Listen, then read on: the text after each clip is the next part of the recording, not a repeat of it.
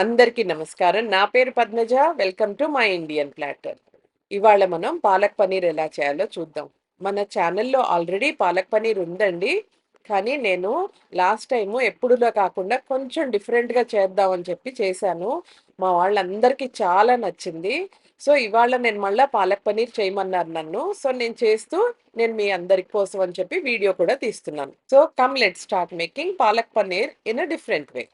ఇప్పుడు ఒక thick bottom కడాయి తీసుకుని దాంట్లో కొంచెం ఆయిల్ వేసి నేను 3 మీడియం సైజ్ ఆనియన్స్‌ని ఇలా రఫ్‌గా కట్ చేసుకున్నాను.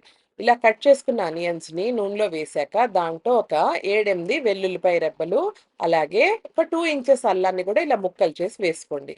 అది వేసుకున్నాక ఒక స్పూన్ ఉప్పు, 1/4 టీ స్పూన్ పసుపు ఇవి వేసేసి ఒక మాట కలిపేసుకోండి.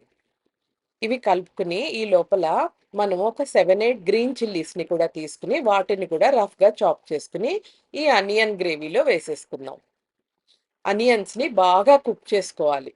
అలాగే మనం ఒక గుప్పెడు జీడిపప్పు. ఈ జీడిపప్పుని కూడా వేసుకుని ఒక మాట బాగా కలిపేసుకుని మనం ఆనియన్స్‌ని కలుపుకుంటూ కుక్ చేసుకుందాం. సిమ్ అండ్ మీడియంలో పెట్టుకుని ఆనియన్స్‌ని 100% కుక్ చేసుకోవాలండి. ఎక్కడా కసరుండకూడదు. అవసరమైతే కొంచెం నీళ్లు పోసుకొని కుక్ చేసుకోండి. ఆనియన్స్ పూర్తిగా కుక్ అయిపోయాక నేను 3 బెంగుళూరు టొమాటోస్‌ని ఇలా సన్నగా పొడవుగా కట్ చేసుకుని ఇది కూడా ఆనియన్స్‌లో వేసి కుక్ చేసుకున్నాను. మన టొమాటోస్ అండ్ ఆనియన్స్ కూడా పూర్తిగా కుక్ అవ్వాలి. టొమాటోస్ పూర్తిగా మషీగా అయిపోవాలి. అప్పుడు ఒక గుప్పెడు కొత్తిమీరని తీసుకుని, ఒకవేళ లేతగా ఉంటే కాడలతో సహా వేసేసుకోండి. ఆ కొత్తిమీరని కూడా మన ఈ టొమాటో, అనియన్ గ్రేవీలో వేసేసుకొని ఒక మాట కలిపేసుకోండి. నేను 2 బంచెస్ ఆఫ్ పాలకూర తీసుకున్నానండి. పెద్ద పాలకూర కట్టలు తీసుకున్నాను. వాటిని మొత్తం శుభ్రం చేసుకుని, ఆ పాలకూరను కూడా ఇలా రఫ్‌గా చాప్ చేసేసుకుని, ఈ మిశ్రమంలో వేసేసుకుని ఒక మాట కలుపుకోవాలి. ఒకవేళ పాలకూర చాలా ఎక్కువుంటే కలుపుకోవడం కష్టం అనిపిస్తే పాలకూరుంది ఈ కడాయిలో వేసేసి మూత పెట్టేశారనుకోండి, ఆ వేడికి పాలకూర అంతా దగ్గరికొచ్చేసి మొత్తం కిందకి దిగిపోతుంది. అలా 5 నిమిషాలు ఉంచారనుకోండి, మొత్తం పాలకూర అంతా దగ్గరికొచ్చేస్తుంది. మీకు కలుపుకోవడం ఈజీ అవుతుందనమాట. చూసారు కదా ఇలా. ఇలా కలిపేసుకున్నాక ఒక 2 మినిట్స్ అయ్యేసరికి పాలకూర మొత్తం వాటర్ అంతా రిలీజ్ చేస్తుంది. ఈ వాటర్ మొత్తం 80% వరకు ఇవాపరేట్ అయిపోవాలి. ఇలా ఇవాపరేట్ అయ్యేసరికి మన పాలకూర కూడా బాగా ఉడికిపోతుంది. ఇగో చూసారు కదా! ఇలా ఉడికిన పాలకూరని కొంచెం వాటర్ ఉన్నా పర్వాలేదండి. ఒక బౌల్‌లోకి తీసేసుకొని పూర్తిగా చల్లార్చుకోండి. పూర్తిగా చల్లారిపోయిన ఆ మిశ్రమాన్ని మిక్సీ జార్‌లో వేసుకొని ఇలా మెత్తగా గ్రైండ్ చేసుకొని పక్కన పెట్టుకోండి. ఇప్పుడు ఇంకో నాన్ స్టిక్ ప్యాన్ తీసుకుని దాంట్లో కొంచెం ఆయిల్ వేసి, ఆయిల్ వేడెక్కాక జీలకర్ర వేసి ఒక 2, 3 స్పూన్లు సన్నగా చాప్ చేసుకున్న గార్లిక్‌ని వేసుకోండి. ఇవి బాగా వేయించుకోవాలి. గార్లిక్‌లో మనం చాప్డ్ గార్లిక్ ఏమాత్రం అయినా పచ్చి వాసనొస్తే కూరంతా టేస్ట్ పాడైపోతుంది. గార్లిక్ ఆల్మోస్ట్ 70, 80% కుక్ అయ్యి అది లైట్ గోల్డెన్ కలర్ వస్తుంది కదా! అప్పుడు దాంట్లో ఒక స్పూన్ కసూరి మేతి, ఒక స్పూన్ ధనియాల పౌడర్, ఒక స్పూన్ రెడ్ చిల్లీ పౌడర్.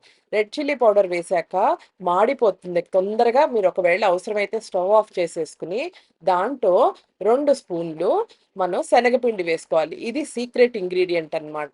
ఈ శనగపిండి వేసుకోవడంతోటి ఈ పాలకూరలో ఉండే వాటర్ ఏవైనా ఉంటే ఆ శనగపిండి మొత్తం పీల్చుకుని పాలకూర గ్రేవీ అంతా కూడా దగ్గరగా థిక్ అండ్ క్రీమీగా వచ్చేస్తుంది. ఇదేనండి దీనితోటి మన పాలక్ పనీర్ టేస్ట్ అంతా కూడా భలే ఎన్హాన్స్ అవుతుందన్నమాట. ఇవన్నీ వేసుకున్నాక ఈ పాలకూరని సిమ్‌లోనే పెట్టుకుని, అవసరమైతే మూత కొంచెం అలవోకగా పెట్టుకుని, మొత్తం మూసేస్తే మళ్ళా పాలకూర కలర్ మారిపోయి డార్క్ కలర్ వచ్చేస్తుంది. అందుకని సిమ్‌లో పెట్టుకుని, మూత అలవోకగా పెట్టుకుని 10 మినిట్స్ కుక్ చేసుకోవాలి. అలా 10 మినిట్స్ అయ్యేసరికి పాలకూర బాగా ఉడుకుతుంది. నట్మెగ్ అంటారు కదండీ! జాజికాయ. ఆ జాజికాయని ఒక 2, 3 సార్లు సన్నటి గ్రేటర్‌లో పెట్టుకుని గీస్తే ఆ జాజికాయ పొడితోటి పాలక్ పన్నీర్ టేస్ట్ చాలా బాగా వస్తుంది. ఈ జాజికాయ పొడి వేసుకున్నాక అరచెక్క నిమ్మరసం కూడా పిండుకుంటే ఇప్పటి వరకు ఉడికినందుకు పాలకూర కొంచెం కలర్ మారుతుంది కదా! మనం ఈ నిమ్మరసం పోసేసరికి మళ్ళా లైట్ గ్రీన్ వచ్చేసి పాలకూర కలర్ అంతా కూడా రీటైన్ అవుతుంది. మీరొక్కసారి టేస్ట్ చూడండి. ఉప్పు అవసరమైతే ఒక్కసారి ఉప్పు వేసుకోండి. లేదా పాలకూర ఇంకా పచ్చివాసనొస్తే ఇంకో 5-7 మినిట్స్ ఉడకబెట్టుకోండి. నాకైతే పాలకూర బాగా ఉడికింది. ఉప్పు కూడా సరిపోయింది. ఇప్పుడు నేను ఒక 300 గ్రామ్స్ ఆఫ్ పన్నీర్‌ని నేనిలా క్యూబ్స్ కింద కట్ చేసుకున్నా. ఈ పన్నీర్‌ని పాలకూరలో వేసి, పన్నీర్‌కి కూడా ఈ గ్రేవీ ఫ్లేవర్స్ అన్నీ పట్టాలి కదా! అందుకని ఇంకొక 5 మినిట్స్ సిమ్‌లో కుక్ చేసుకున్నాను.